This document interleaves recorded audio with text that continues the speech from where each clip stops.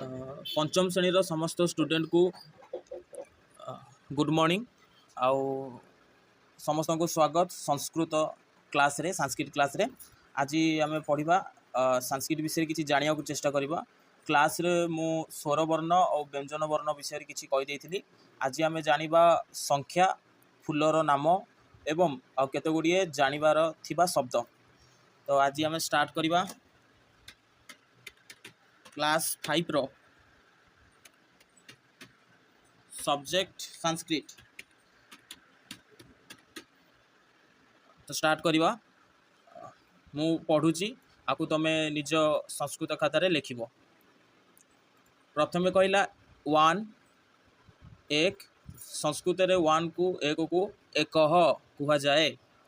तापर आसला दुई द्व तीन त्रय चारि चत्वारः पाँच पंच बा पंच छ षट् सात सप्त आठ अष्ट नौ नव दस दश। तो मु एक ठारू 10 पर्यंत संस्कृत रे नाम मु कहीदे आपको तुम भल भाव में टेबुल करके निज संस्कृत खातार लिखब आउ प्रैक्टिस करिवो। एबे आसो किछि फूलर ना आमे जानिबा। ये हूँ आमर पद्म फूल हिंदी रे कुआ जाए कमल, संस्कृत रे कुआ जाए उत्पलम, संस्कृत रे पद्म फूल को कुआ जाए। पद्म फूलर 4टी ना अच्छी गोटे है उत्पलम सत्पत्रम कमलम सहस्त्रपत्रम। यही सब वर्ड को निज संस्कृत खातार 5 थर लिखब और मन रखिब। चमेली जाति पुष्पम नव मल्लिका। चमेली रो 2टी ना अच्छी संस्कृत रे गोटे है जाति पुष्पम आ गोटे है नव मल्लिका। जाति पुष्पम नव मल्लिका। मगर मल्लिकम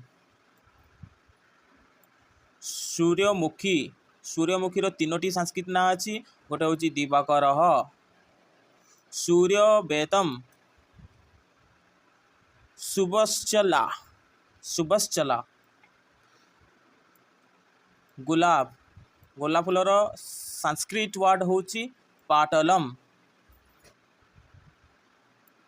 कनेर कर्णरः कर्णरः। किछि शब्द आम जाना चेष्टा करवा। अहम अहम अहम अर्थ मु। आबाम आबाम अर्थ आमे दुहे। वयम वयम अर्थ आमे माने बा आमे माने। त्वम त्वम अर्थ तुमे। युवाम युवाम अर्थ तुमे दुहे। तो आज आम एतिकी शब्द एतिकी विषय संस्कृत विषय जानिले आपको निज निज खातार प्रैक्टिस करिवो और 5 थर लिखिबो। एटा तो केवल एमती मु ओभराली कहूली। आपर आम यही सब विषय जानी सारा आम संस्कृत बहिरू किछि पाठ स्टार्ट